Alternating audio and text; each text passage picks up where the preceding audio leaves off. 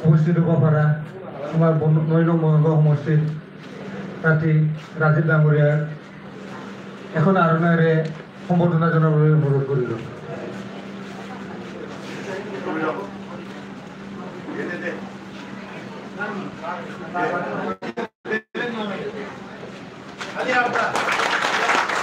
আৰু আমাৰ সন্মানীয় প্ৰভাৰী সমষ্টিৰ প্ৰভাৰী আমাৰ অশোক সিংজী ডাঙৰীয়াক এখন আৰণাৰে সম্বৰ্ধনা জনাবলৈ অনুৰোধ কৰা হ'ল।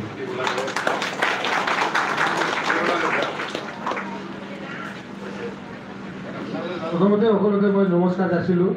আমাৰ এই সভাৰ উপস্থিত হ'ব পৰা আমাৰ 9 নং বনগাঁও সমষ্টিৰ প্ৰাৰ্থী ৰাজীৱ ডাঙৰীয়া আৰু আমাৰ 9 নং বনগাঁও সমষ্টিৰ প্ৰভাৰী মাননীয় আমাৰ অশোক সিংজী আৰু আমাৰ মণ্ডলত শক্তি কেন্দ্ৰৰ আৰু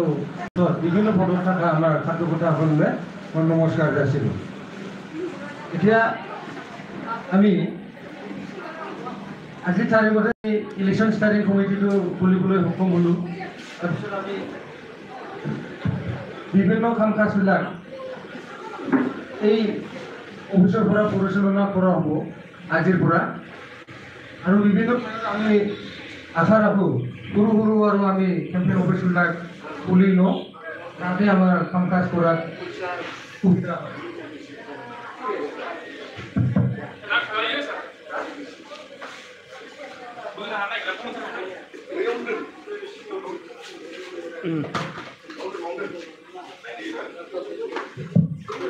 আজি বহুত আনন্দিত হৈছোঁ মই আপোনালোকে সকলোৱে ইয়াত আহি পেলাই আমাৰ এই মুকলি অনুষ্ঠানটো বহুত সুন্দৰ গঢ়ি তোলাৰ কাৰণে আৰু মই আশা কৰোঁ আপোনালোকে নিজৰ নিজৰ গোটত গৈ পেলাই আজিৰ পৰাই বহুত কষ্টৰে ঘৰে ঘৰে গৈ পেলাই আপোনালোকে কেম্পেইনটো আৰম্ভ কৰিব বুলি মই সকলো কাৰ্যকৰ্তাক অনুৰোধ কৰোঁ। এতিয়া মই বিশেষ দীঘলীয়াকৈ কৰিব নিবিচাৰোঁ, বৰ গোটেই ইমানখিনি সামৰিলোঁ।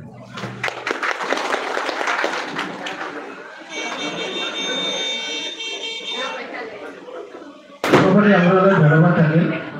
তো আমাৰ মাজত উপস্থিত থকা বনগাঁও মণ্ডলৰ সন্মানীয় ইনচাৰ্জ ডাঙৰীয়াক মই ভাষণ দেখাবলৈ অনুৰোধ জনালোঁ।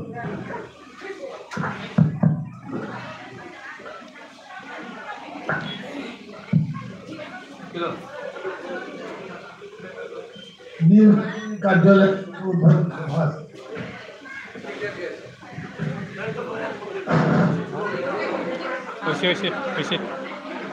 আজি আমার মাঝে উপস্থিত আছে আমার প্রার্থী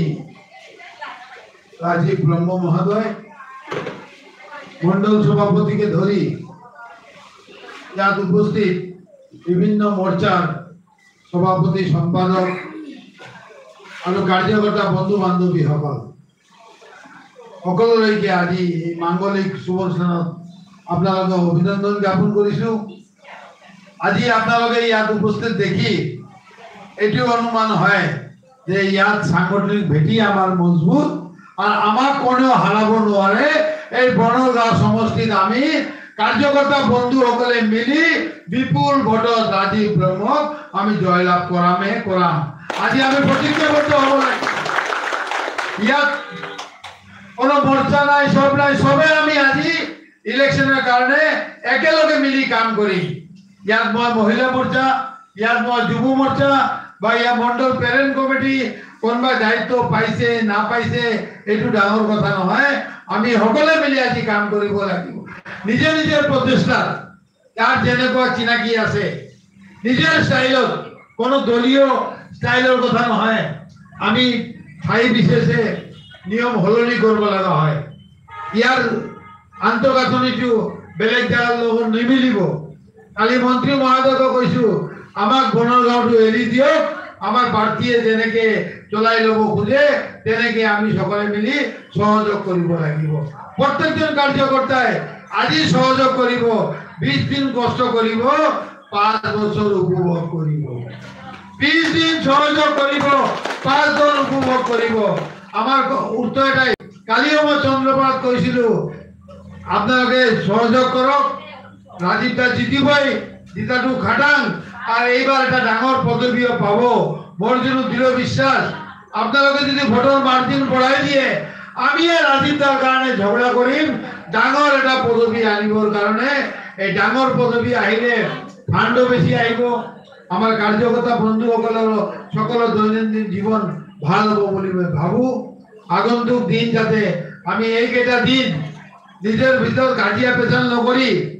মোক দায়িত্ব দিয়া নাই অমুকে দায়িত্ব দিয়া নাই মণ্ডলে মোক পাত্তা দিয়া নাই আমি নিজে নিজে পাত্তা লব লাগিব আমি সকলে মিলি ৰাজীৱ দাৰ হৈ কাম কৰিম বুলি আজি সকলে সিদ্ধান্ত লব লাগিব দৃঢ় প্ৰতিজ্ঞ হব লাগিব যে আমি যেনেকে প্ৰকাৰে নহওক কিয় ৰাজীৱ ব্ৰহ্মক বিপুল ভোটত জয়লাভ কৰাম এইখিনি কথা কৈ আপোনালোকে সকলে যাতে ভালে থাকে এইকেইটা দিন আপোনালোকে দিন ৰাতি পৰিশ্ৰম কৰক ইয়াৰ ফল ভাল পাব বুলি মই আশা কৰোঁ আগন্তুক দিন যাতে ভগৱানে আল্লাহ ঈশ্বৰে সবকে মংগল প্ৰদান কৰে আৰু ৰাজীৱ ব্ৰহ্ম বিপুল ভোটত জয়লাভ কৰে এইখিনি কথা কৈ সকলোৰে মংগল কামনা কৰি মোৰ চমু বক্তব্য ইয়াতে সামৰিলোঁ ধন্যবাদ জয় অসম ভাৰত মাতা কি জয় ধন্যবাদ থাকিল আমাৰ প্ৰহাৰী ডাঙৰীয়ালৈ এতিয়া আমাৰ মাজত উপস্থিত থকা আমাৰ সন্মানীয় প্ৰাৰ্থী ৰাজীৱ ব্ৰহ্ম ডাঙৰীয়াক মই ভাষণ দেখাৰ কাৰণে অনুৰোধ জনালোঁ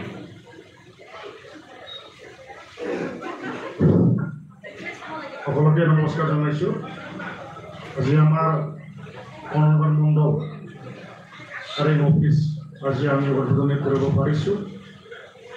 পৰা বজাৰতে আৰু আশা ৰাখিছোঁ আমি এই অফিচৰ পৰা আমি কাম কৰি আমি শিকি যাব এইটো মনৰ কামনা কৰিছোঁ আৰু আজি এই স্থানীয় অফিচৰ উপস্থিত থকা আমাৰ সন্মানীয় প্ৰভাৰী মাইনৰিটি মৰ্চাৰ উপসভাপতি কুশল সিংহী ডাঙৰীয়া উপস্থিত আমাৰ সন্মানীয় সভাপতি বিৰাজ মোহন ডাঙৰীয়া পুৰণা দাদা আমাৰ উছমান গনি দাদা আৰু মৰ্চাসকলৰ সভাপতি সম্পাদক ডাঙৰীয়াসকল আৰু ডাঙৰীয়াসকল পোনপ্ৰথমে মই আপোনালোক সকলোকে মই নমস্কাৰ জনাইছোঁ আজিৰ পৰাই আমি পুৰা ফিল্ডত নামিব লাগিব কিয়নো আমাৰ সোমাই নাই মাত্ৰ 15 দিন 13 দিন আছে এই 13 দিনৰ ভিতৰত এই গাঁৱত আহক না আহক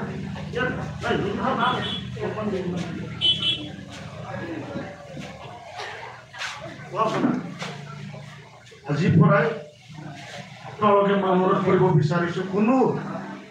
আমাৰ ভোট কমিটিৰ শক্তি কেন্দ্ৰ বা ব্লক কমিটিৰ নেতাসকলে আমাৰ ঘৰত যাব নালাগে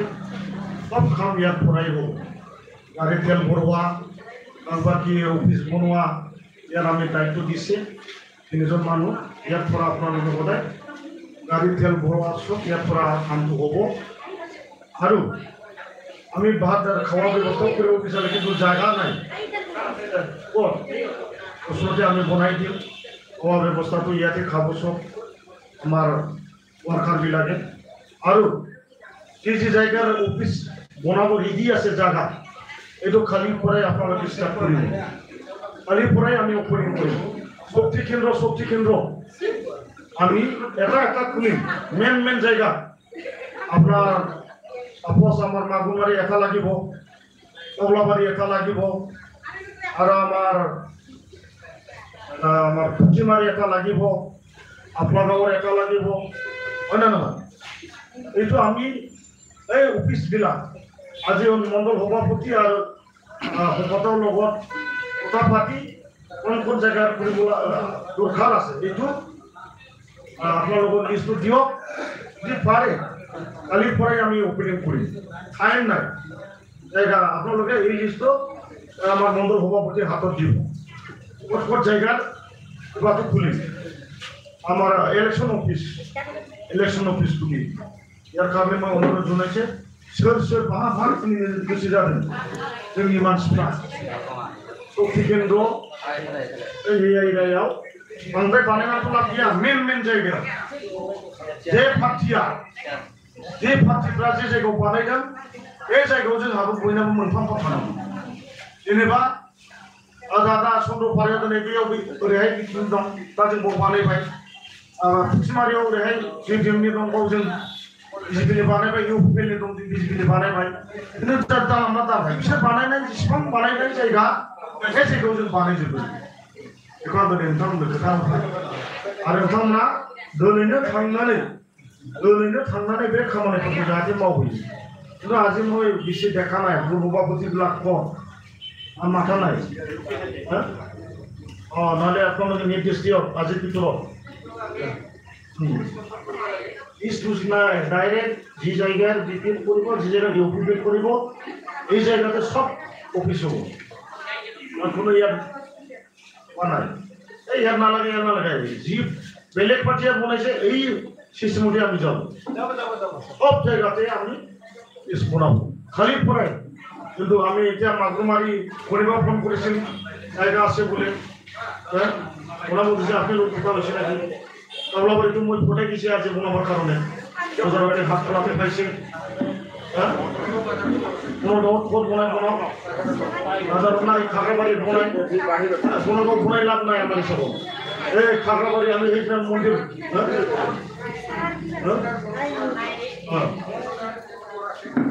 এটা দিব হয়েছে ঠিকই আছে আর আই মাথে অকল আপোনালোক কষ্ট কৰক মাত্ৰ 15 দিন আছে ইমান আঁচনি আহিব আমি বিজেপি চৰকাৰলৈ আমি ডাইৰেক্ট পাম এখানে আমার বিজেপিতে দরকার হ্যাঁ আমি শুনিছো বাগানত বলে বিজেপির এজন নেতাই কৈছে বলে সবদার বিলাকত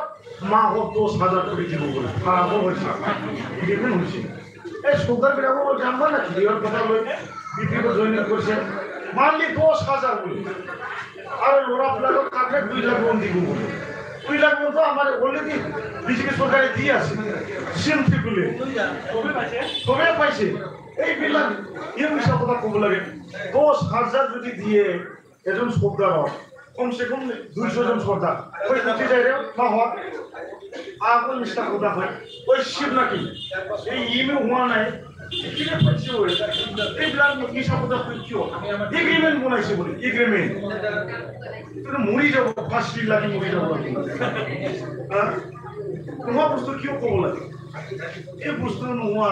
এই বস্তুতে কই তোমার বিলা করে এগ্রিমেন্ট করেছি বলে তাও না বলি 10,000 মারলি দিব আয়ু তো ভয় বেশি আমার বিটিসি ফিক্স রেট পকাই দিব মারে মাত্র 9,000 টাকা দিয়ে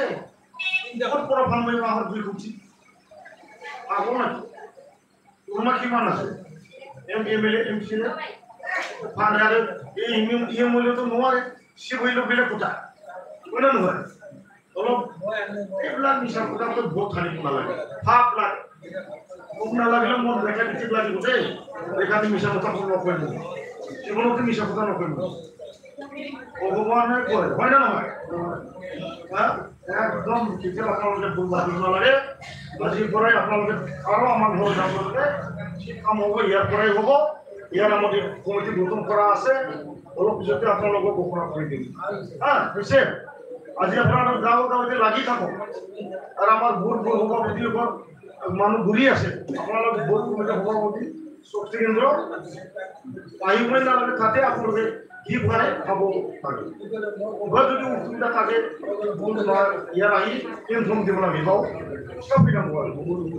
আমার মানুষ যে ভোট ঘুরি আছে এফালে ডক্টর আর এফালে দলগরি সমস্যা নাই মানে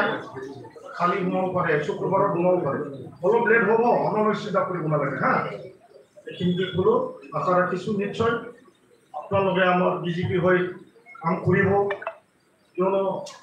ৰাজীৱ বাংগালোৰীয়া এইবিলাক ডাঙৰ বাসন মাৰিলে একো লাভ নাই তেওঁলোকে ৰাইজে আমাক যদি ছাপোৰ্ট নকৰে ৰাইজে যদি মোক ছাপোৰ্ট ভোট নিদিয়ে মই জিকিব নোৱাৰিম ইয়াৰ কাৰণে শাস্ত্র আছে হয় না নয় আমি মাতি অকল আর এই যে আসনি এই আসনির যদি বিজেপি সরকার হয় আর